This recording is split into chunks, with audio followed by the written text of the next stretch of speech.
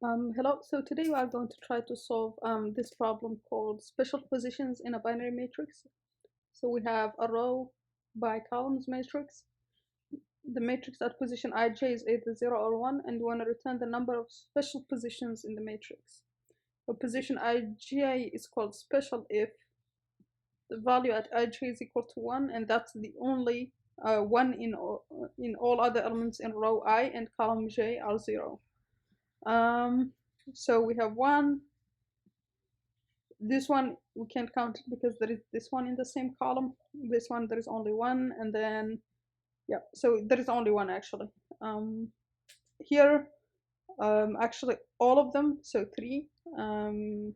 Okay, so what this would mean, and here we have up to 100 rows and columns. Okay, and the values are just 0 and 1. So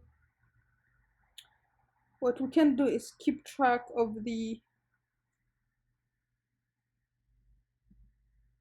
count of the rows of the ones in each row and in each column, right? So what this would mean is that we could say, okay, rows count, right? One's in row, and then sorry, this is like this, and that would mean here let's start with 0. Well, let's just make it a map. So collections dot default dict int, and do the same thing with ones in column, and then just go through the matrix. So for I in aim rate, or let's just say we have n rows and columns, and that is the length of the matrix. It's at most, yep, 1 minimum. So matrix at 0, and then here for I in range of rows, and for j in range of columns. If ij is equal to 0, then we can do sum is equal to 1, then ones in row I, there is 1 in that row, and there is 1 in that column. So there is 1 in that column, that's plus 1. And then now that we've done that, we want to return, so count is equal to 0, and then we want to go through these again, and if the element, the position, and the ones in row I is equal to 1, and the ones in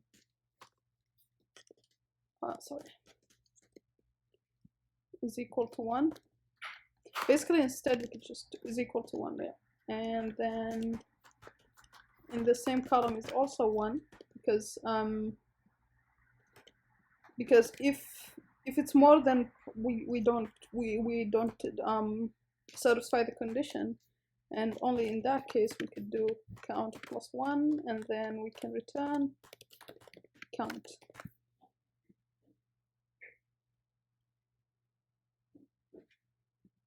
Seems like I'm over counting some things here.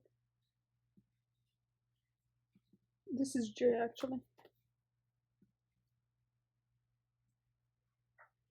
and this is j as well.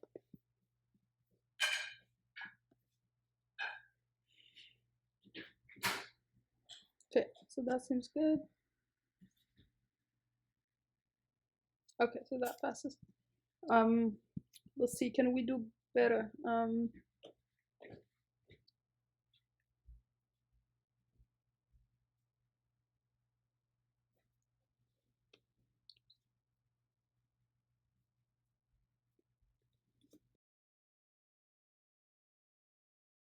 Okay, so can we make this better?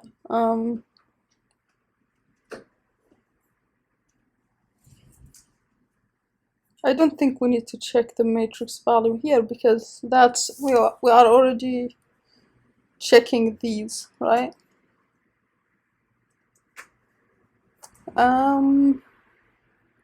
but maybe it's not that position, so yeah, we need to check.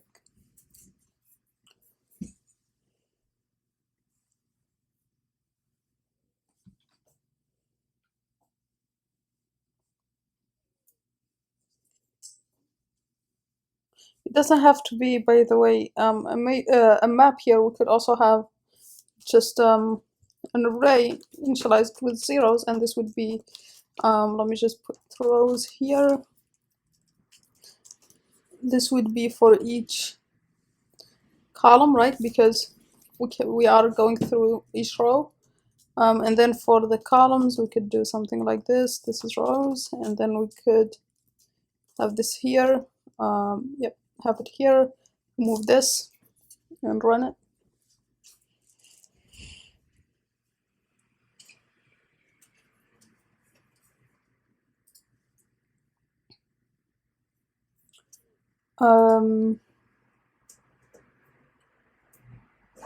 So there is, so here we pass I, so this is rows actually, columns.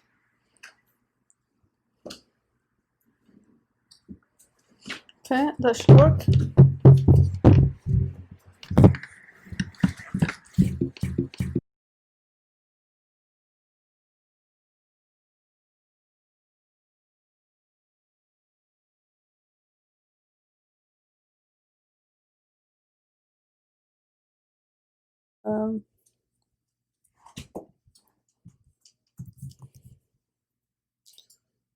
Okay, same idea here as well.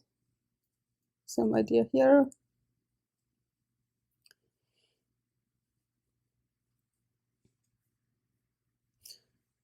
This is taking the transpose. That would give us the columns become rows. And then that way we could check both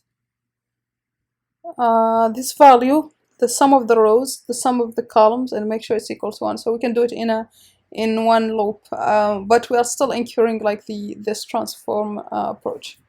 Yeah, that's a good idea.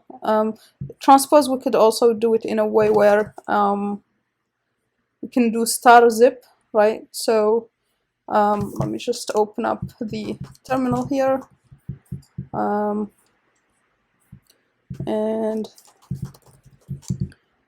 so if I have a matrix like 1, 2, 3, 4, 5, right, 6, let me just add 7, 8, 9. Okay, so if we do the transpose here, sorry.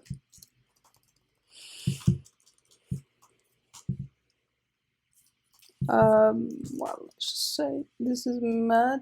We need M and N, right? So this is the let's do that. So this is N, this is M, and if we do this, we get 1.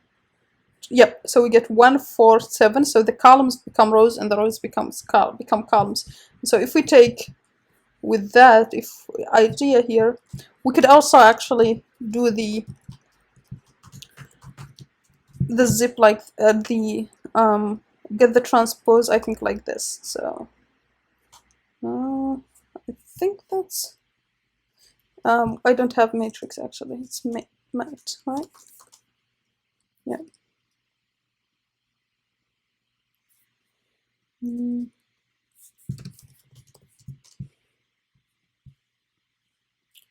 Yeah, I think there's a way to get the transpose using zip, but let's just forget about that for now. But if we do that, we can definitely calculate the just get the sum, the rows and the columns. We can get them in the same way by just checking the row, and that would be easy like this. So yeah, this is clever.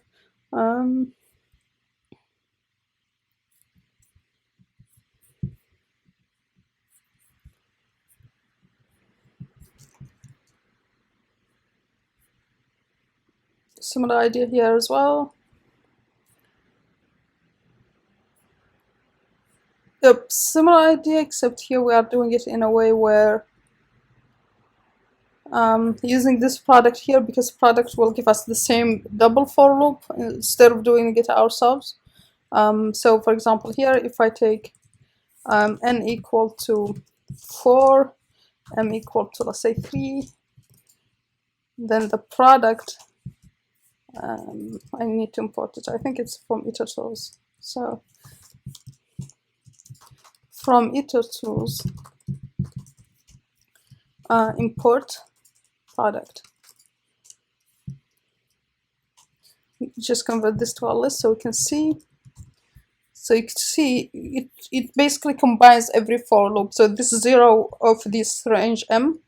Maybe let me just do it in a way where I could show a more clear example. So let's say just product of 1, 2, and instead of range n here, 1, 2, and 3, 4, right? Okay, so it's loop 1 with 3, 1 with 4, and then 2 with 3, 2 with 4. So it's kind of doing a for loop for 1, 2, and then underneath that a for loop for 3, 4, and combines each. So that's the idea here. Yeah, so that's it pretty much, I think, for this problem. It's open square, right? Because we have to check every element in the array anyway. Space, we are using open here. Open plus m, right? If n is the number of rows and m is the number of columns. Here I mean n squares if the matrix is square, but it's of n by m for like a non-square matrix. Yeah, so that's it for this problem. See you on the next one.